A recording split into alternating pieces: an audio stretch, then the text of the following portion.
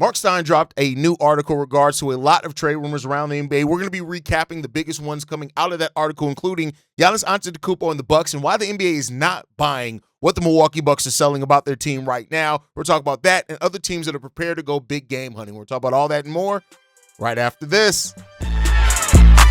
Welcome to the number one place for your daily basketball news and analysis, NBA Central. What's going on, basketball fans? Welcome to another episode of NBA Central, your number one spot for everything basketball related. I'm the host there, Haize, but more importantly, you guys can follow the channel at NBA Central Pod on every social media platform we happen to be on. With that said, let's go ahead and get into this content for today, y'all. And Mark Stein has this out of his most recent article saying this. One rival general manager I spoke to went so far as to say the Bucks have convinced him that they're going to go big game hunting. The him that they're talking about is Giannis Antetokounmpo, and John Horst and the front office continues to try to sell Giannis on what they're going to be doing next with their roster. And so now, when you look at that, what's the feasible moves that this Milwaukee Bucks team could make? Reportedly, the Bucks they have revisited the prospect of trading for Zach LaVine, who's with the Sacramento Kings currently. The Bucks don't have a lot of assets at their disposal, and that's the thing that makes this all interesting on what they're going to try to do. They basically have a pick that they can move in 2032. They have Kyle Kuzma's contract, of course, but if they're not going to move Miles Turner, they're not going to move any of those players. Ryan Rollins is probably going to stay. He's probably a player that does have great trade value around that team, but you want him to stay on that roster as well if you're trying to gear up things, and so that is what it means. Now, there are reportedly in this article from Mark Stein, there are two targets that the Milwaukee Bucks could do. One is, of course, Zach LaVine. And we know what Zach LaVine, I'm very familiar with Zach LaVine, if you can't tell, as a player, right? And that there is some hope that adding Zach LaVine to this team, where this team is kind of thin on the wing at, especially with Giannis Antetokounmpo not healthy, and then the Bucks do have a young backcourt as well. If they can add another wing, a player that can play that three consistently, that's what they're hoping they can do, right? But, of course, it matter. The price that's asked for Zach LaVine does matter here, as well as Zach LaVine having a contract that gets into the $40 million range towards the end of that. So Milwaukee is looking at the 2031. I'm sorry, I said 2032. The 2031 first-round pick that they can move. They can either move 2031 or 2032 because of the Stepien rule, and then the player that they can. Another player reportedly that the Milwaukee Bucks are also looking at is Jerami Grant also. That's interesting. Jerami Grant does have 2 years left on his deal, right? Which is worth over $70 million, just over $70 million over the course of those 2 years, right? And with Portland already controlling Milwaukee's first-round pick in 2028, 2029, and 2030 from the Damian Lillard trade, right? Could that be something that somewhere could get interesting in that case? They have done trades before, but it's interesting to see like that if they can try to get a multi-team trade in there if they do want Jerami Grant. We'll see what happens with that one. But other players that Milwaukee is also looking at reportedly are Dejounte Murray with New Orleans, who has an injury. He may not be back anytime soon, and Andrew Wiggins with the Miami Heat also. So here's the thing, right? All these moves sound great. All these targets, as far as players, they're perfectly fine players, right? Dejounte Murray is probably the biggest question there with his injury. He's suffering from, Achilles injury, of course. And reportedly he could return around New Year's. So that still leaves some time, of course, before the trade deadline. You can see what he looks like before you make that move. Is that the move that saves the Milwaukee Bucks? I don't really necessarily feel that it is, but maybe it can. The problem is that, a team you looked at, for example, like Luka, right? With the Mavs, when they made that trade to go to the finals, when they got Daniel Gafford and PJ Washington, they were able to complete multiple trades to kind of fix some things on that team. This Milwaukee Bucks team doesn't have that latitude, I don't think. I don't think they have the room to make multiple moves. Like, I don't think they can do like a Zach LaVine and Dejounte Murray or Jerami Grant and Dejounte Murray, something like that. Definitely not Jerami Grant and Zach LaVine. So because of that, they're still very limited in the runway that they have to make a move to really improve this roster. And we'll see what they end up doing in that, right? Like, Dejounte Murray hasn't played since the end of January in 2025, right? So, they're talking about him not coming back to January 2026, making his debut for the season. So that's a year later, almost a year later, right?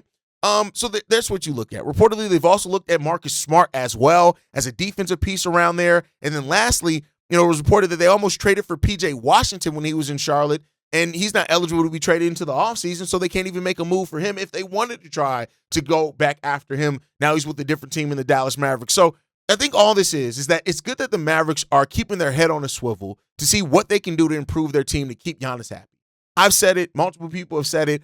I still think Giannis is looking for a reason to stay. I really do believe that, right? Now, if the Bucks can't do that, if they can't give him a reason to stay, he is going to go. He's going to go. He's going to ask out. He's going to get out, and he's going to ask for a trade. And then at that point, Milwaukee's just going to have to sell off everything and stack as many assets as they can. Hope they're going to get some type of young piece as a focal point to build around in one of those trades. So we'll see what happens there. But overall, a lot's being made about Milwaukee in this Mark Stein article and their desire to try to make a big swing.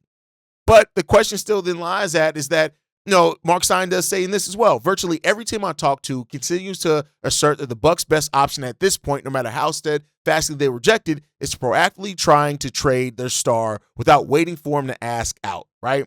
And so, somebody says that it's a staring contest between the two, between Giannis and the Milwaukee Bucks. And I still do think that that's probably the best route. Like, while I do think Giannis would love to stay with Milwaukee if he really felt that the Milwaukee Bucks were going to give him the best chance to win a title, but it just seems like it's all for naught. Eventually, he's just going to come. It's just a matter of when. It's just a matter of when. Like even if the Bucks do something to convince him to stay and see how it rides out. Let's say they make an addition of Jerami Grant or Zach LaVine here at the trade deadline. They try to go on a playoff run. I still don't think it's going to put you in the spot to where you feel overly confident about what you can do as a team. That's just my personal opinion. If I'm wrong on that, great. If the Milwaukee Bucks can find a way to keep Giannis, right? But I just don't feel like that's going to be the case here, and they're going to be able to get that done, which means it's going to lead to where we all kind of see it going, and that is them eventually having to move on from Giannis and try to get things back, right? He also said this, yet I hear rival teams wondering aloud if the Bucks have been so resistant until now to the mere idea of making Antetokounmpo available because they fear that his trade market wouldn't be as robust as anticipated. I don't know if I believe that, right? I think that if they make a bidding war for Giannis, people are going to bite on it. I just truly believe that. I don't think they'll have a problem as far as a lack of suitors. My personal opinion. Maybe I'm wrong on that, but I just don't believe that they will have a lack of suitors for Giannis. Now, if I'm wrong, I'm wrong. But as it seems right now, it just seems like this is eventually where this is going to go. While Giannis, now there's been some refuting that Giannis hasn't officially asked for a trade. It just seems like if the goal still is for Giannis to be in a situation he feels that gives him the best chance to win a title, that still does just not seem like it's going to be the Milwaukee Bucks even after this year's trade deadline. So let me know what you guys think on that down below, what the future is going to happen there. Keep in mind, it's much like when it's Jimmy Butler. When Jimmy Butler was moved, people thought that Jimmy Butler wasn't going to be able to be moved and stuff like that. Like, he's younger than Jimmy Butler. No matter how you look at Giannis, he's just a better player, right? He's still the Greek freak. And we've seen that. We saw that at the beginning of this season. So while rival teams may not think what's happening, what's possible, and it still does seem like a team that is expected to be very interested in Giannis when and if he becomes available is the Miami Heat. And while we've heard the Knicks and stuff like that, and I won't count out the Knicks because I think the Knicks will be willing to push in every asset they have to try to get Giannis to New York. I personally feel like he's probably going to end up in Miami. And I think that that's going to be one of the best packages that they can give you. When you look, because the Milwaukee Bucks aren't great at drafting, they're not a free agent destination, they're going to have to try to trade or draft their players. And when you look at Miami and their ability to package Tyler Hero in anything that they get for Giannis, I can see the Bucks seeing the value in that, because even if they don't think that Tyler Hero is going to really change the direction of the team, which he won't, you can then flip him later for more assets because teams are going to want shooters. So I think that Miami Heat and the Milwaukee Bucks are eventually going to do business. That's just a prediction, not reporting. That's a complete prediction by me, and we'll see what happens there. Let me know what you guys think down below on that one. With that said, a team that is willing to maybe conduct some business in the February trade deadline is Toronto. Right now, reportedly by Mark Stein, the Toronto Raptors are waiting to see how good the 16-11 Raptors are as the deadline draws closer, right? Report this. Toronto, though, has sent out early signals that it hopes to upgrade its front court. Sources with knowledge of the Raptors thinking have identified them as a team that's interested in Domantas Sabonis as well as Anthony Davis. I think I'll add to that and think it's wise forecast to predict the Raptors to come calling for Antetokounmpo too. The Bucks eventually do, if the Bucks do eventually reach the point over the next 6 weeks and think that it's time to trade Giannis. So the Bucks being a team that's interested in making a move, right? This is a team that came in, they were hot at one point in the season. They got up to number 2 in the Eastern Conference. They've, of course, come back down to earth a little bit at that time. They're still the number 3 seed in the Eastern Conference, though. So be clear there, right? They're still as far as ranked in their division, in their conference, are still ranked pretty high. And so if they can get another all-in move in that, it makes some sense for them. Right now, I don't know about how much sense Anthony Davis has made for them.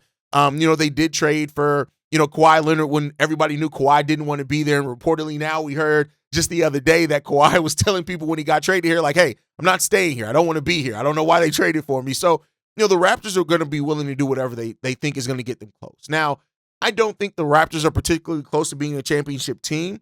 I do think that they are better than I was expecting. I have no problem with saying that. The Toronto Raptors are better than I was giving them credit to coming into the season. But when you look at their trade chips, right, whether it's Quickly or RJ Barrett or whatever they decide to do there, right, we'll see. Reportedly as well by Mark Stein, they still they hope to keep Jakob Poeltl as part of any, they hope to retain Jakob Poeltl and keep him away from any trades that they make in this offseason or in the season leading into the trade deadline.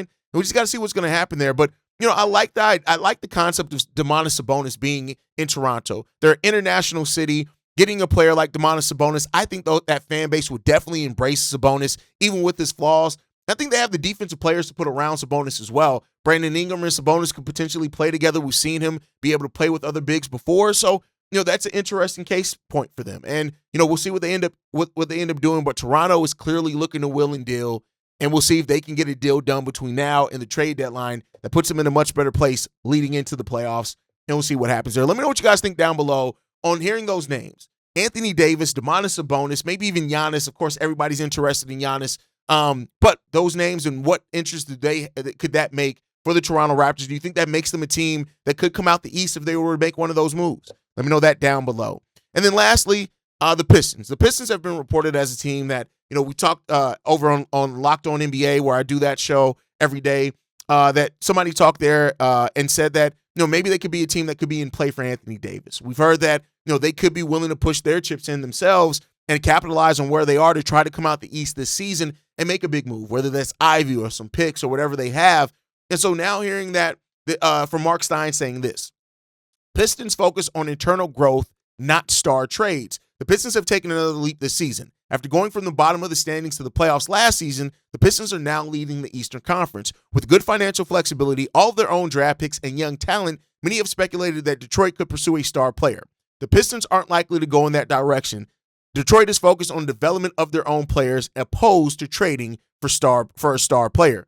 And that's smart. Like, you look at the sky's the limit right now for Cade Cunningham. You haven't had Jaden Ivey yet this season, right? So if I'm the Pistons, I want to give this some time and see really, because listen, you went from winning 14 games to be the playoffs. Now you're the number one team in the East, right?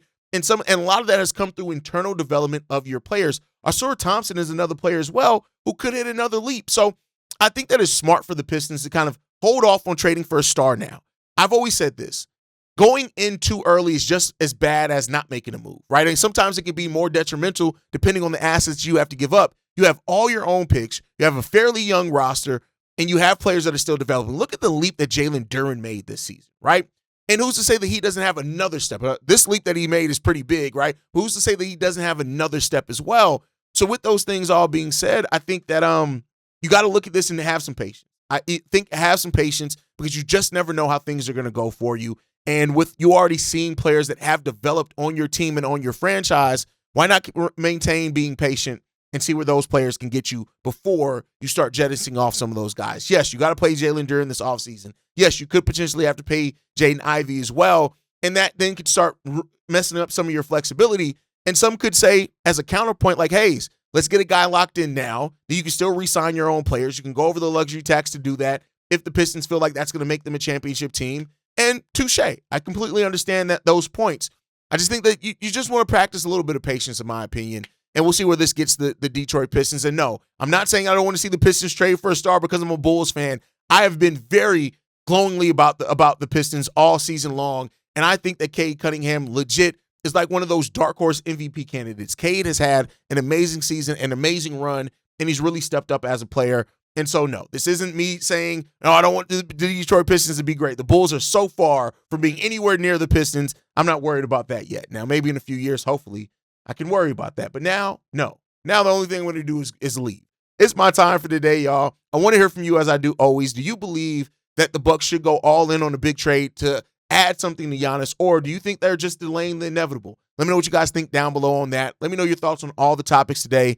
Make sure you guys are following us at NBA Central Pod. Send us any feedback, questions, comments, concerns. NBA Central Show at gmail.com. And then lastly, if you want to leave a text message and our voicemail for the mailbag, the number to do so, 773-270-2799. We're the number one spot for everything basketball related. And I catch you guys the next time I feel like making an episode. Probably tomorrow. Peace, y'all. This has been a presentation of the Breaks Media.